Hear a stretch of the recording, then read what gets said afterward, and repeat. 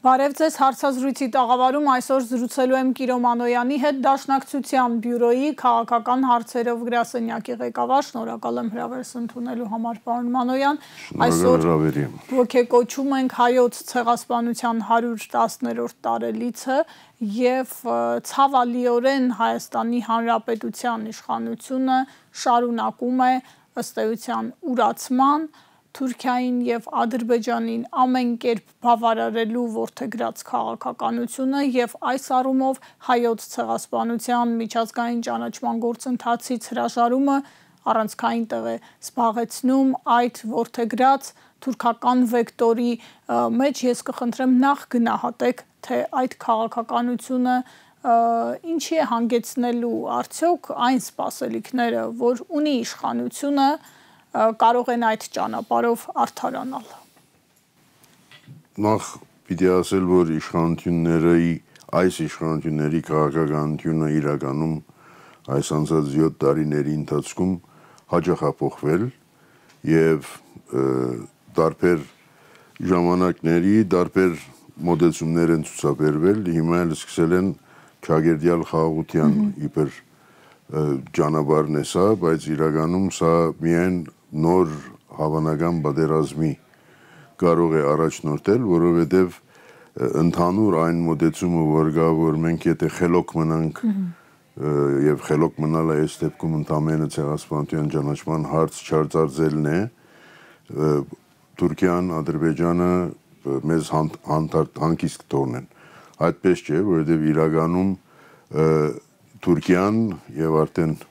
Ադրբեջանն են, որ իրենք ունեն Հայաստանի նկատմամբ ագրեսիվ թշնամական քաղաքականություն եւ այդ քաղաքականությունը շարունակվելու է անկախ նրանից թե մենք ինչքան խելոք կմնանք ճագերդյալ եւ ուրեմն սա չի կարող առաջնորդել խաղաղության եւ ընդհանրակը նոր պատերազմի սերմեր է ցանում հայտարարությունը եթե նայենք այսօրվա վարչապետի պաշտոնը կրավածի ուղերձը եւ համեմատենք օրինակ 2020 թվականի ապրիլի 24-ի ուղերձի հետ այդտեղ լրիվ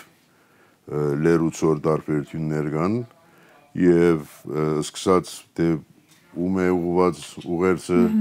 2020 թվականին ընդհանրապես հայ ժողովուրդները սպիրկի հայություն եւ այլն բաներ է ասել մեջը այսօր չկա այդ բաները եւ այսօր միայն խոսում է այն շատ քաղաքականացված հայտարարություն է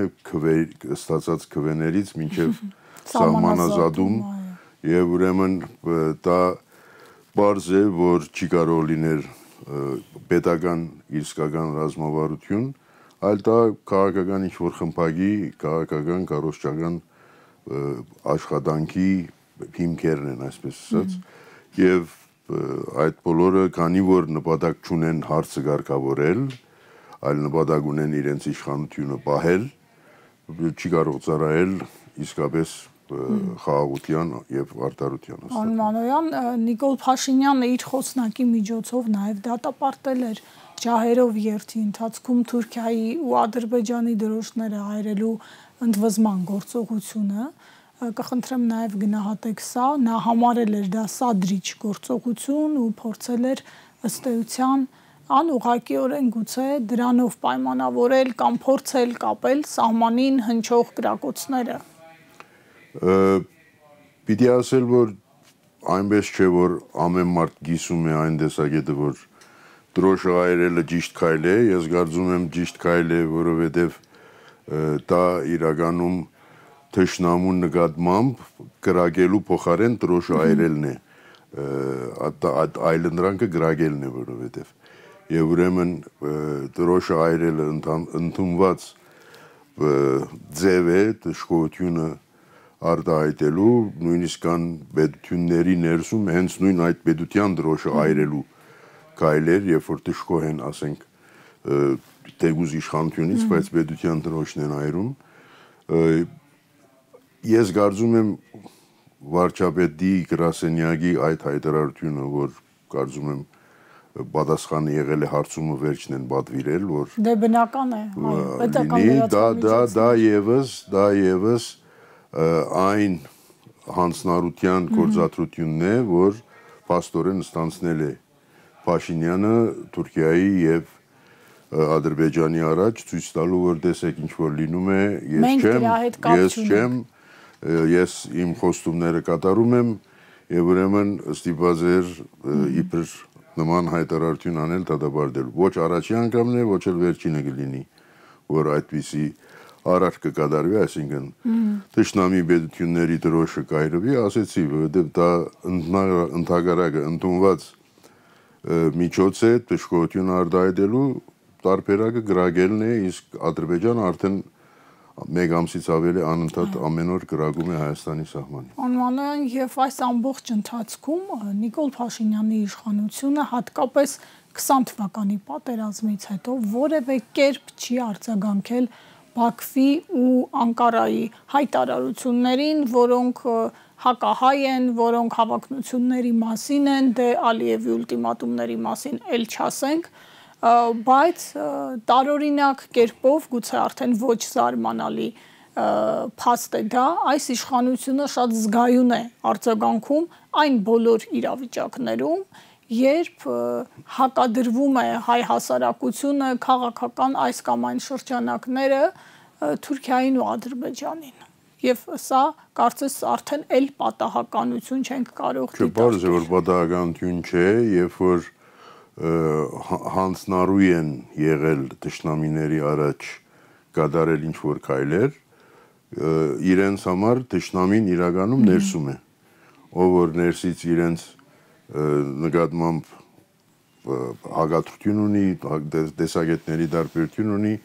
արդեն թշնամին է, իրենց չագերդյալ, այսպես ասած, հերոսությունը փորձում են իշխանական լծակներով, ուժային կառույցների լծակներով ջնշել ընդդիմությանը Հայաստանում եւ դրա փաստերը շատ են եւ պարզ է, որ իրենք որովհետեւ հանձնարարու են այդ երկու թշնամի պետությունների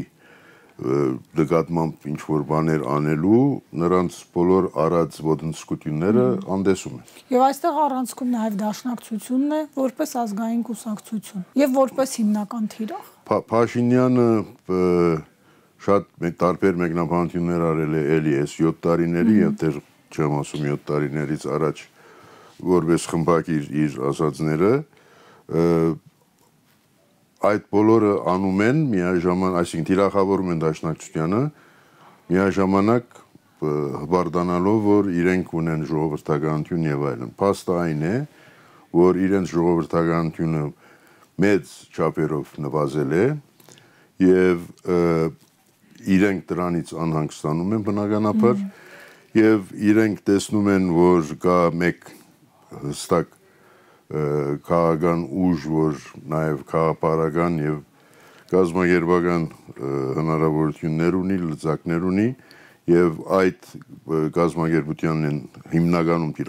թիրախավորում ոչ միայն դաշնակցությանը, ուրիշներն էլ, բայց դաշնակցությանը, որովհետեւ կասեի, որ դաշնակցությունը բացի եկեղեցուց միակ հայկական կառույցն է քաղաքական ազդեցությամբ, որը գործում է եւ հայրենիքում եւ սփյուռքում եւ դա իրենց անհանգստացնում է, որովհետեւ տեսնում ենք նաեւ, որ իրենք սփյուռքում էլ գործնում են ժողովրդականության ինչ որ չափ որ ունեին եւ դա դրա վկայություններից մեկ օրինակի համար Զյուրիխում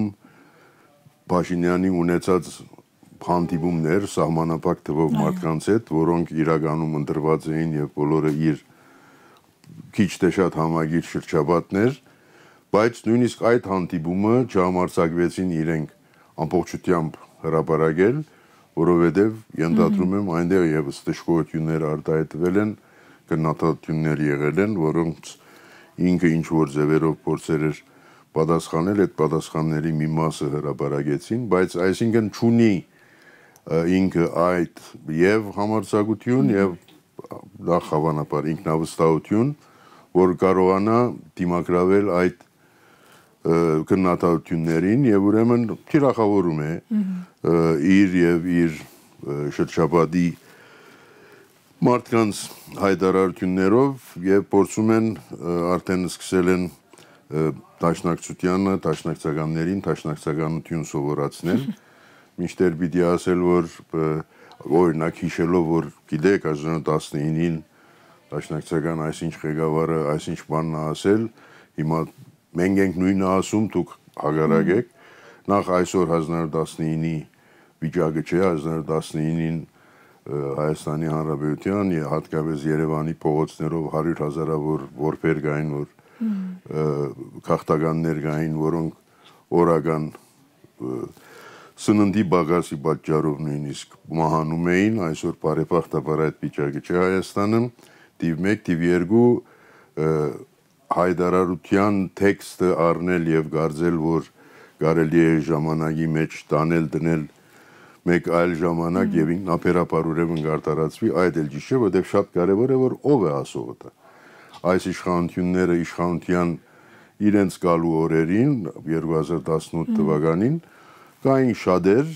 նույնիսկ ազգային ժողովում հնչեց այդ մասին որ գալիս են հող հանձնելու եւ իրենք ծաղրում էին դա հազանգերը կային իրենք ծաղրում էին դա չեմ արարգում որ կար նաեւ ժողովրդի մեծ զանգված որ ողջունում էր իրենց գալը անդեսելով այդ հավանականությունը բայց այսօր փաստվեց իսկ այդ մարդկանց անունները որ երբեմն իրենք հիշում են սկսած Քաչազնունուց մինչև Վրացյան եւ մնացյալը Խադիսյան եւ այլն դրանք իրենց գենսափորձով իրենց գենսակրությամբ փաստած էին որ իրենք դավաճանող դեսագը չեն թիվ 1 թիվ 2 ասեցի պայմանները դարբեր էին եւ երրորդ արդեն այդ փուլից հետո իրենք նաեւ այլ հայտարարություններ արել են որոնք անդեսվում են սրանց կողմից իսկ ամենակարևորը կարծում եմ նաեւ այն է որ իրենք չեն ուզում սովորել այդ նույն սերունդներ որ 1920 դեկտեմբեր 2-ին իշխանությունը հանձնեց համայնավարներին ասելով որ վիճակը ծանր է ես չեմ կարողանում այս վիճակից դուրս գալ գուցե նաեւ համայնավարները կարողանան հակառակն է իսկ սրանք ընդհակառակը փորձում են բնդել որ իրենք պետք է մնան իրենք եւ զիջում են եւ ջնշում են ներսում այսինքն զիջում են արտաքին ճակատի վրա ջնշում են ներսում բարձրապես բահելու համար իրենց իշխանությունը իրենք այդ սերունդի այդ վարկակիցը պաստորեն անդեսում են եւ ընդհանրապես իրենք ոչ մի հիմնավորում եւ իրավունք չունեն ասել որ Սիմոն Վրացյանի ասածը եթե ես ասեմ օրինակ Ռուբեն Ռուբինյանը այսօր ասի Սիմոն Վրացյանի ասածը 1920 թվականին 2021 թվականներին ուրեմն ճիշտ կլինի այդպես չէ որովհետեւ նախ Սիմոն Վրացյանի կենսակրությունը կա մինչև 1920 եւ 20-ից հետո էլ իր ասածներն ու գրածները Մանոյան ցեղասպանության ոգեկոչման ըստ էության ձևական ակտը որ մենք այսօր տեսանք ուղղակի արարողակարգի շրջանակում գնացին ծաղկեպսակ տեղադրեցին համապատասխան ընթացակարգերով եւ վերջ պետությունը որպես այդպիսին ոչ մի միջոցառում չէր նախատեսել, ոչինչ չէր իրականացվում եւ այսօրվան ընթառաջ եւ առհասարակ ինֆորմացիոն տեղեկատվական դաշտում եւ սա այն դեպքում երբ մենք ցեղասպան գործողության ականատես եղանք Արցախահայերի հետ կապված այդ բռնի տեղահանությունը նույնպես ցեղասպանություն էր եւ դրա մասին խոսում են մասնագետները դրա մասին խոսում է միջազգային քրեական դատարանի նախկին դատախազը եւ այլն, այսինքն միջազգային նաեւ տարբեր կազմակերպություններ ու այս առումով հայդատի գրասենյակները նաեւ հետեւողական աշխատանք են իրականացնում Արցախահայերի վերադարձի խնդիրը առաջ քաշելու։ Ես կուզեմ այս երկու մեծ խնդիրները մենք փորձենք մի հարթության մեջ դիտարկել ու պատճառահետևանքային կապը ուրանալով 15 թվականի ցեղասպանությունը կամ փորձելով կասկածի տակ դնել դրա փաստը այս իշխանությունը ինչ դուր է փակում նաև 23 թվականի դեպքերի առումով։ Բարեբախտաբար դուր չի կարող փակել, որովհետև ընդամենը մի հատ Հայաստանի իշխանություն է, որը այսպես ասած այսօր կա, վաղը չկա։ Իշխանության մասին է խոսքը։ Եվ ուրեմն կարող է խոչընդոտներ ստեղծել եւ ստեղծում է, բայց այնպես չէ, որ ինքը կարողանա դուր փակել անկախ նրանից, որ ինչ կստորագրի։ Ադրբեջանը հիմա ցանկանում է, որ ինչ որ փաստաթուղթ լինի, որ ոչ միայն Հայաստանի այս իշխանություններին է բառնավորում, այլ առհավետ ինչքան ժամանակ Հայաստանը գոյություն ունենա որպես պետություն, պետք է որ այդ ուց չհրաժարվեն ըստ Ադրբեջանի, ես կասեի նաև ըստ Թուրքիայի, որովհետև Թուրքիան էլ Հայաստանի հետ իր հարաբերությունները պայմանավորում է Ադրբեջան-Հայաստան հարաբերություններով եւ այս իշխանությունները նման բան անել չեն կարող բարձ այն պատճառով, որ ճիշտ է աշխարհը մի քիչ շատ խառնիխուռն վիճակի մեջ է այսօր, համագարկեր արդեն հարցականի տակ են, ոմանք ասում են պետք է փոխվեն որոշ բաներ, բայց ինչ էլ փոխվի, չի կարող այնքան փոխվել, որ օրինակ այն սկզբունքը, որ ուժի գիրառման կամ ուժի գիրառմանը սպառնալիքով կարող ես դու մարդուն ինչ-որ խաղաղություն չագերտյալ բարդատրել եւ դա լինի վերջնական, այսպես ասած։ Չկա այդպիսի բան, պատմության ընթացքը դա է ցույց տվել, որ մենք մարդկությունը հասել է այստեղ, որովհետեւ ինչ-որ զարգացում ապրել է այդ հոլովիտը ապրել է միջազգային իրավունքը եւ ուրեմն ինչ որ անեն այս իշխանությունները այդ սպառնալիքի տակ ստորագրման բահից կարելի ասել առ ոչինչ թիվ 1 թիվ 2 իրականում հարցը այն է որ 1915-ից 1923-ի հայոց ցեղասպանությունը եւ Արցախում կատարված ցեղասպանական գործողություններն ու էթնիկ զդումը նույն քաղաքականության շարունակությունն է, նույն քաղաքականությունն է, նույն նպատակն են Թուրքիայի հանրապետության քաղաքական մտածողության մեջ հիմնադրության օրվանից մինչև այսօր եւ նույն հետեւողականությամբ Ադրբեջանի մի քիչ ավելի սանձարձակ հայտարարություններով չկա Թուրքիայի բարակային իրենցից անկախ Հայաստանի պետականության քոյության պատկերացում։ Իրենք չեն պատկերացնում, որ ինչ պիտի անեն։ Եթե իրենցից անկախ Հայաստանի պետություն կա, ինչ պիտի անեն։ Ուրեմն պետք չէ լինի այդպիսի բան։ Եթե ինչ որ պետականություն պիտի լինի, պետք է որ իրենցից կախված լինի։ Իրենց ամբողջ նպատակը դեր 1920-ի Թուրքիայի հիմնադիր ուժերի, Թուրքիայի հանրապետության հիմնադիր ուժերի պահանջները Հայաստանի հանրապետության ներկայացված, վերջնել արդեն 23-ին իրենց հռչակումը հանրապետության այդ մոդեցումն ունի։ Օրակարգը չի փոխվել, եթե օրակարգը ոչ միայն չի փոխվել, մոդեցումն էլ չի փոխվել եւ չկա պատկերացում, չկա որ իրենցից անկախ Հայաստան հայկական պետականություն պետականության նկատմամբ ինչպես պիտի վերաբերվեն իրենք, ուրեմն քանի որ չեն պատկերացնում, պետք է ունի քոյություն ունենա։ Այսինքն Հայաստանի իշխանությունը ստացվում է երկրի ապագան տեսնում է թուրքական պրոտեկտորատի ներքո, թուրքական վեկտորի ներքո, Թուրքիայի հետ։ Այսինքն ճիշտ այդ բառերով չէ, բայց համարյա այդ բառերով հայտարարում է։ Բառերով ավելի գեղեցիկ համարյա այդ բառերով արդեն հայտարարում է քաղաքական այսօր իշխող ուժը, որ իրենք ինչ ուզենան, մենք պիտի անենք։ 200 կարագուսի կիլոմետր գրավեն, ոչինչ, կարող է 500 էլ գրավեն, որովհետև մենք չենք դիմադրելու, քիչ է մնում ասեն, բարով են եկել, թող գրավեն։ Ուրեմն իրենց մոդեցումը եւ ցեղասպանության հարցով, այսինքն 1915-ից 23-ի ցեղասպանության եւ Արցախի հարցով նույնն է իշխանությունների Հայաստանի իշխանությունների քաղաքականություն նույնն է բավարարել թշնամի պետությունների պահանջներին, պայմաններին հուսալով, եթե բարեմուտորը մոտենանք, հուսալով, որ մեր վիճակը կբարելավվի, բայց միջազգային հարաբերությունները հույսերի վրա հիմնված չեն իրականությունների վրա, իսկ իրականությունը այն է, որ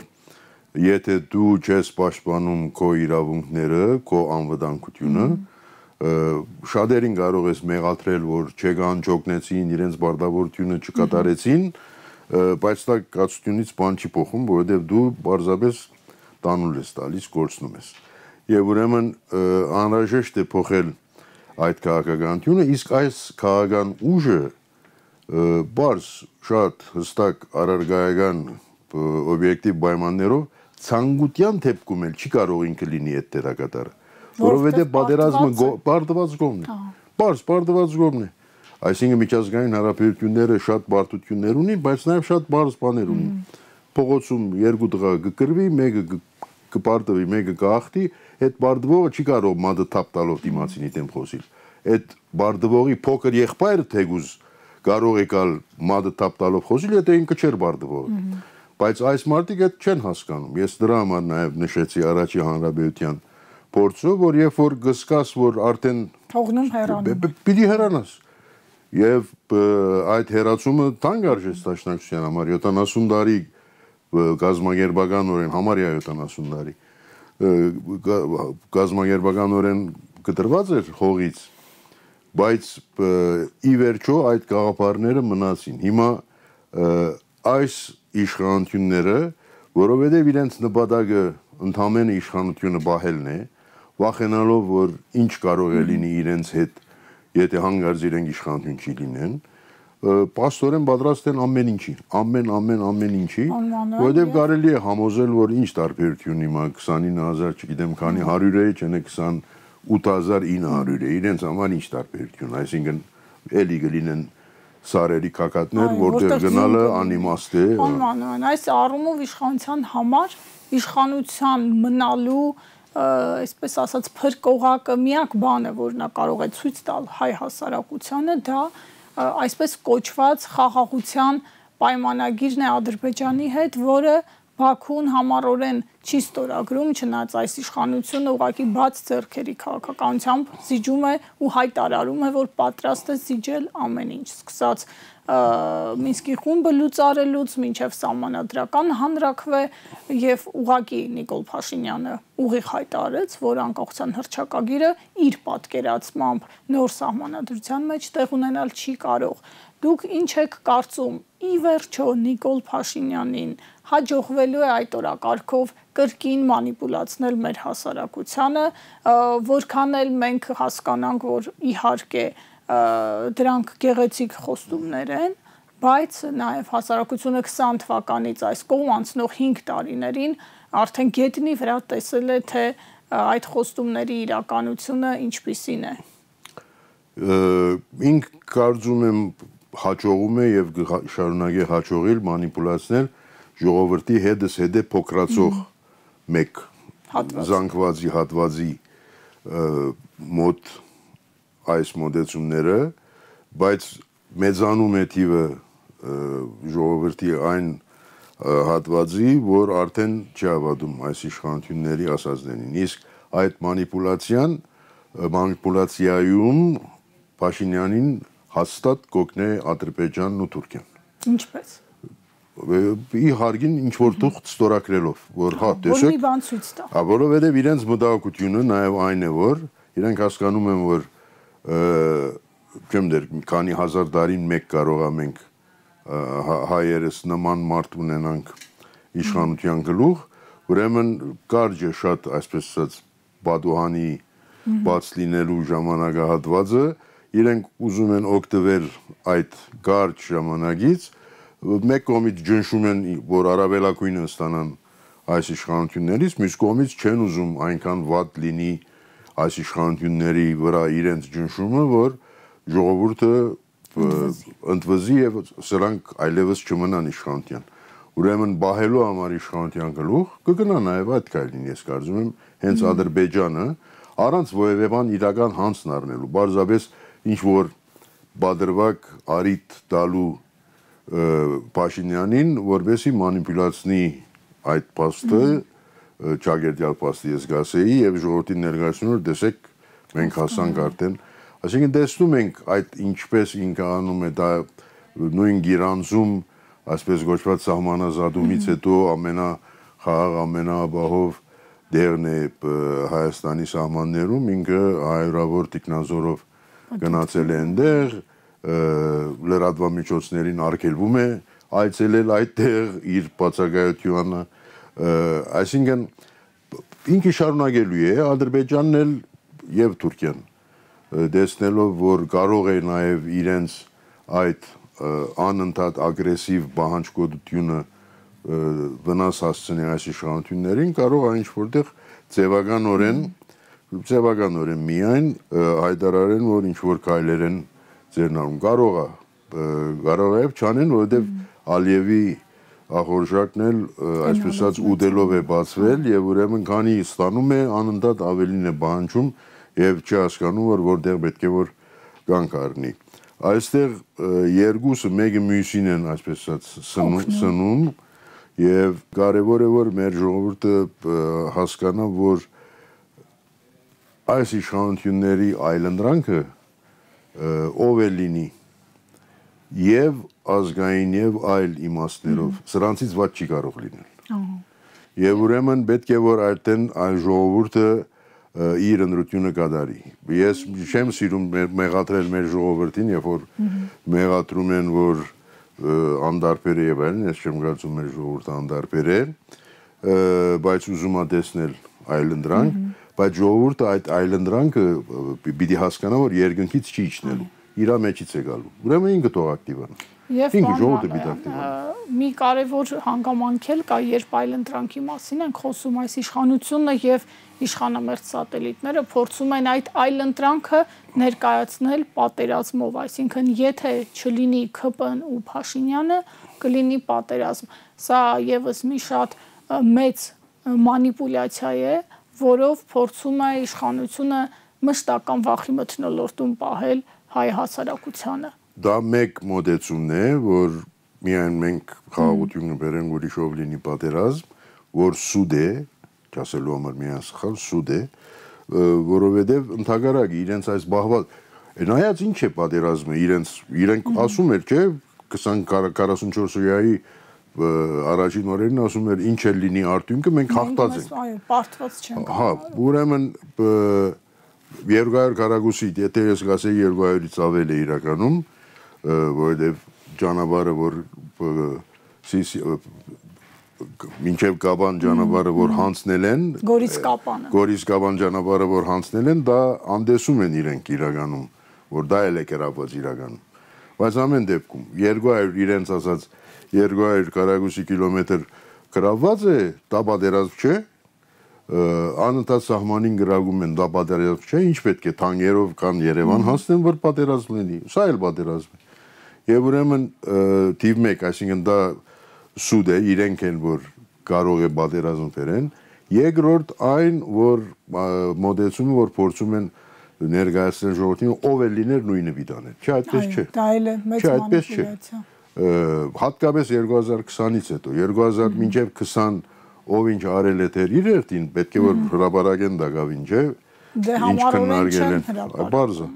ոչ թե որ մեջը շատ բացահայտումներ պիտի լինեն, բայց կարծում եմ այնքան իրենք խեղաթյուրած վիդելնեն փաստերը, որ հասկանում են, որ ժողովուրդը չի հավատալու։ Բայց ամեն դեպքում առնվազն 2020-ի պատերազմից հետո ես կասեի համարյա ով որ լիներ իշխանություն իրենցից բացի, այլ բան կարող են անել։ Բայց նույն քիչ առաջվա մոդեցումը, որ երբ որ պարտված անձը նաև դու ես, քաղաքական ուժը պարտված դու ես, պարզ է դու չես կարող դիմացինիդ հետ խոսել այնպես, որ այդ պարտությունը չգրող մեկը խոսի, թեկուզ պետությունը պարտված է եւ այլն։ Այդ պարտությունն էլ դեր իրականում հարց է, որովհետեւ մենք գործել ենք շատ բան ընդամենը թղթի ստորակությամբ։ Այո։ Մենք ոչ թե ռազմաճակատին ենք մեծ բան, ոչ թե պատերազմի ռազմաճակատի վրա ենք գործել շատ բան, գործել ենք բարձա, նախ կարելի էր դա կանխել, դա իր հերթին, բայց ամեն դեպքում մենք ավելի շատ բան գործել ենք ընդամենը մեկ թղթի ստորակությամբ, որ դրսևորումն է իրենց քաղաքական մոդեցումներին, հիմա հարց է, սա քաղաքական մոդեցում է, գաղափարախոսություն է, թե հանձնառություն է, ես կասեի, որ արդեն փաստերը այս ժամանակի ընթացքին ցույց տվեցին, որ ավելի շուտ հանձնարարություն է կատարվածը, որ փորձում են շղարշել ինչ որ գաղափարախոսությամբ, ինչ որ մոդեցումներով եւ այլն, եւ ուրեմն իրենք իրականում չունեն գաղափարախոսություն, իրենց միակ գաղափարախոսությունը իրենց իշխանության մնալն է, հատկապես Փաշինյանի, որովհետեւ ես կարծում եմ Փաշինյանը իսկապես մտահոգ է, որ եթե չլինի ինքը իշխանություն, եւ ինքը ոչ թե միայն իրենք այսինքն իր շուկիներն էլ չի վստահում բարձր։ Լինելու է իրավական գործընթաց, պատասխանատվության հարցը։ Այո, եւ ուրեմն ինքը պետք է խուսափի դրանից, բայց դե մինչեւ երբ հավանաբար հույսը դրել է դրա վրա, որ արդեն Հայաստանի պետությունն էլ գոյություն չունենա, ուրեմն այդ խնդիրը այդ ձևով այլապես կլուծվի։ Սա վտանգավոր մոտեցում է ոչ միայն իրենց համար, այլ ընդհանրապես Հայաստանի պետականության համար, որովհետև սրանք ամեն ինչ անելու պատրաստ են միայն փորձեն բահել իրենց իշխանությունը։ Շնորհակալ եմ, պարոն Մանոյան, զրույցի համար, հարցազրույցին սպասեք վաղը։